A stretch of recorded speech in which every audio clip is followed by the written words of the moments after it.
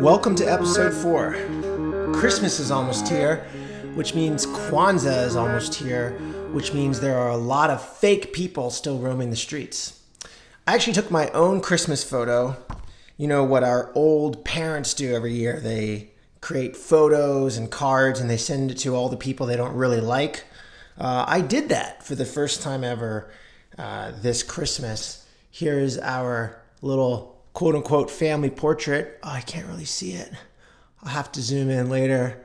And we're just in the living room wearing our cowboy hats in front of some dead animals, the way God intended. This week, we have a few things to talk about. I'm pretty excited. It's not so funny this week. I'm not going to be funny, but I have some things for you to think about over the weekend. You know, it really does feel like a different world back in the U.S. ever since I came back from Korea. So I was in Korea a few years, and before that, I was a digital nomad for about a year and a half in a bunch of other places. And since getting back, I've noticed a few behavioral changes, a few habits that are increasingly common in my friend groups. And if this is just my friend group, then you can pity me. But I think this might be pervasive. For example, I've noticed that there are a lot of people who cannot help but to Google every single thing they don't know the moment they realize they don't know it. It could be something as trivial as an actor's name. Who is that girl in that movie, right? Or it could be something a little more abstract, like how long does the average Jersey bull survive? Is pneumonia contagious? That just happened to me because one of my cows died. And I think it's important to realize there's a fine line between being a learning machine, which is a great way to live, and filling your head with garbage.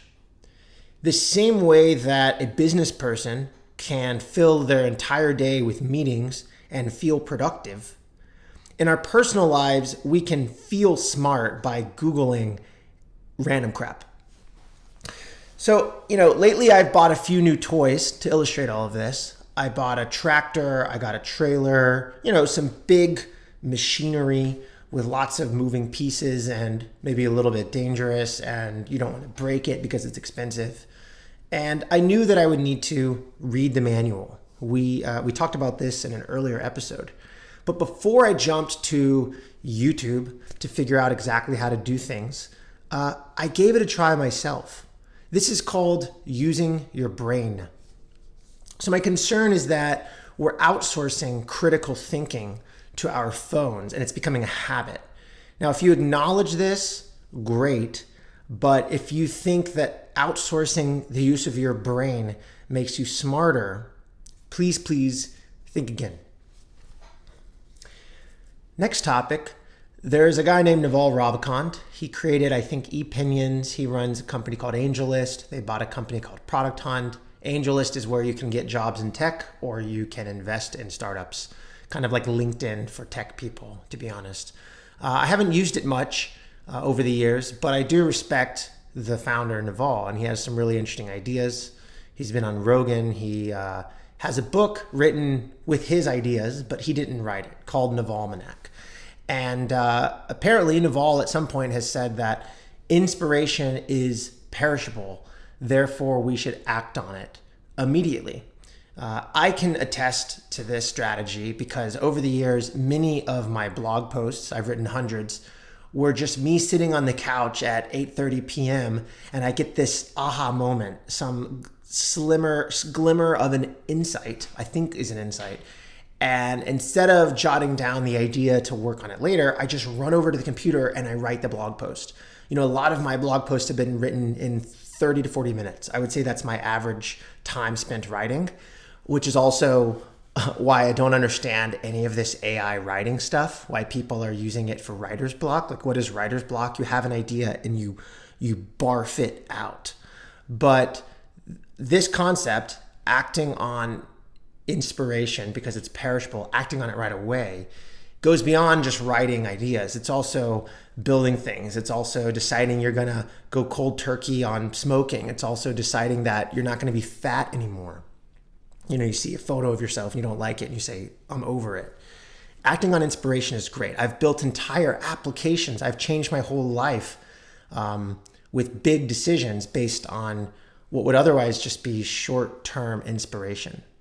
Now, to consider this, we have to also consider the counterfactual to determine what makes sense here. The other approach is something that the smart but insane DHH has said before. The guy who created Rails, Ruby on Rails framework, he runs Basecamp, and he's just insane. But he is smart, I'll give him that. Like Lena Dunham, she's just a disgusting human being, but I do think she's a great writer. I do think she has an awesome TV show. I watched Girls twice, and I'm a man. Lena Dunham's very talented. She's just also a piece of shit. So I can believe both ideas at the same time. And I believe those kinds of things about DHH. And DHH has this approach that when you have inspiration, because yes, it is perishable, it doesn't have a good filter on itself. Inspiration, some idea, is maybe a really bad idea. And the best way to determine if it's a good idea is to sleep on it. Wait a couple days, keep mulling it over, and then if it still excites you, start working on it. And so both pieces of advice kind of make sense, right? And now that we've heard both of them, it makes them both almost useless. You're almost more effective if you just hear one perspective, right? When you hear both of them, you become like this lawyer where you say, I can't take sides. And then you just have no soul and you have no conviction. So we don't want to be like that. So I had to ask myself, which of these perspectives is more true? And the way to do that is to use this mental model. Everybody got really big on mental models a couple years ago of inversion. So not trying to be correct, but how to be less incorrect, how to be wrong less often. And so the way I think we can parse these perspectives on what to do with inspiration, do you act on it immediately or do you sit on it for a couple days, is to determine what is the downside of each. The possible downside. We know that the potential upside is infinity. If your name is Travis Kalanick and it's 2006, 2007, and your inspiration is to start a company that lets people invoke taxis from A to B, it would be a pretty smart idea to act on that.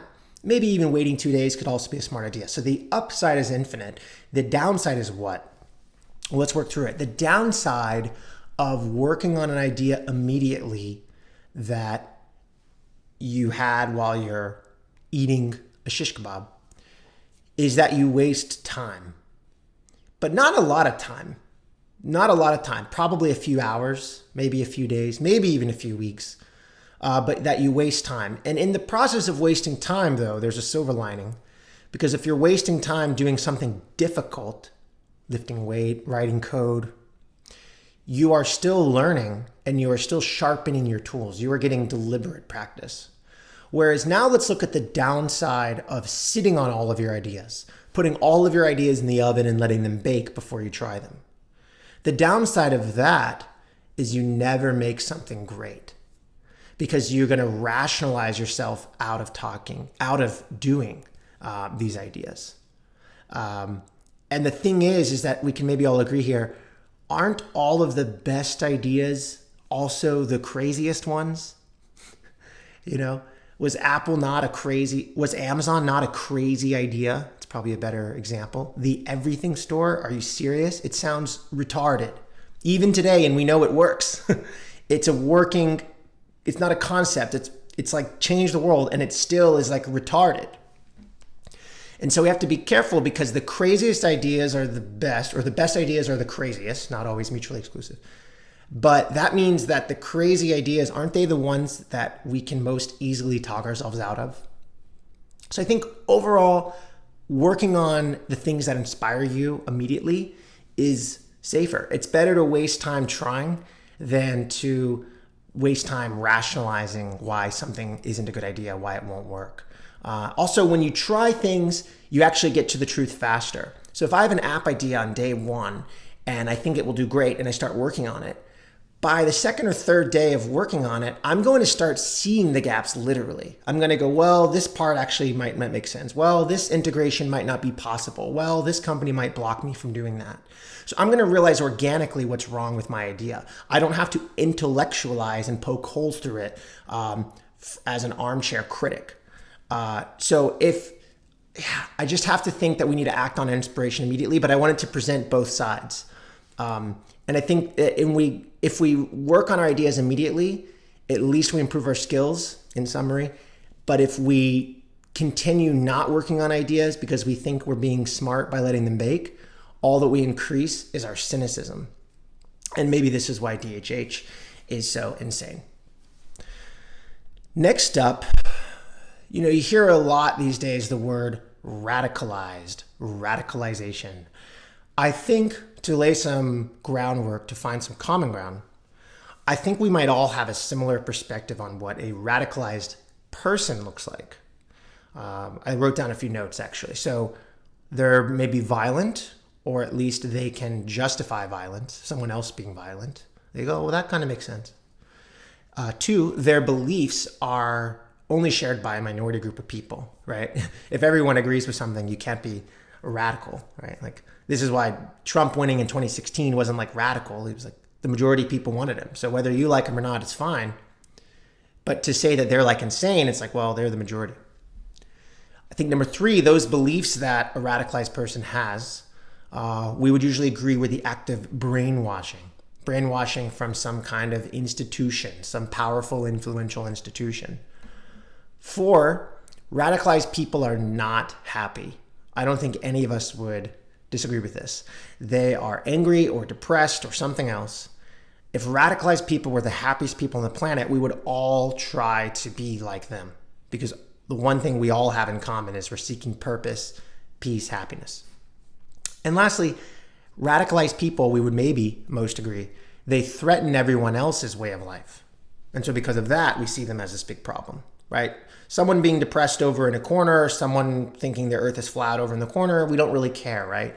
It's when we think that they're encroaching on our life that we care, that we rightfully care.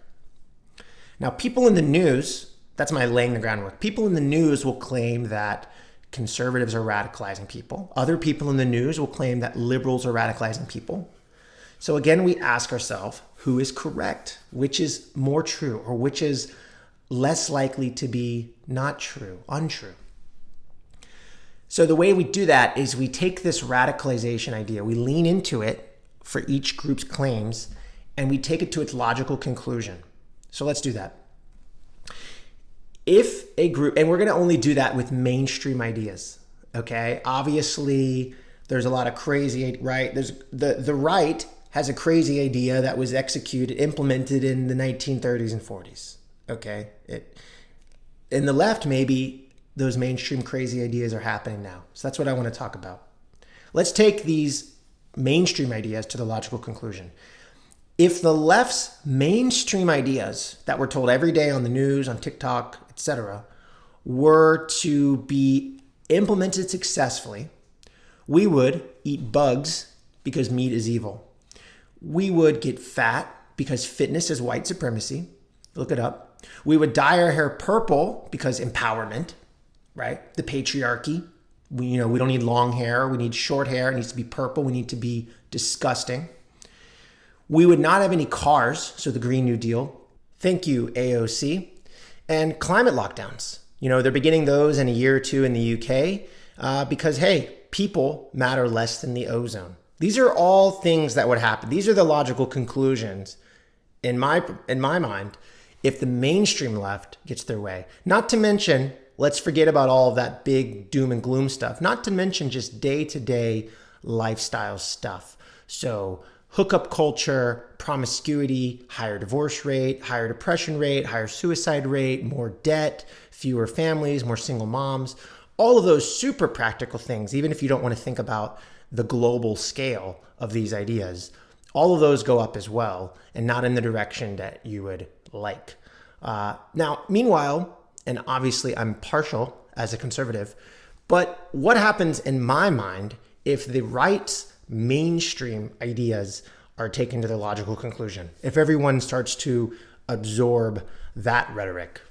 I think we'd see a lot more fitness, personal accountability, hard work, fewer excuses being made because of what you look like. And I think we'd see the nuclear family renormalized, like the 1950s, which some people, of course, call the patriarchy. And nowhere in here within these two dichotomous sets of ideas have I mentioned race, social status, education, income. These are just reflections as I see them from each party's mainstream ideas.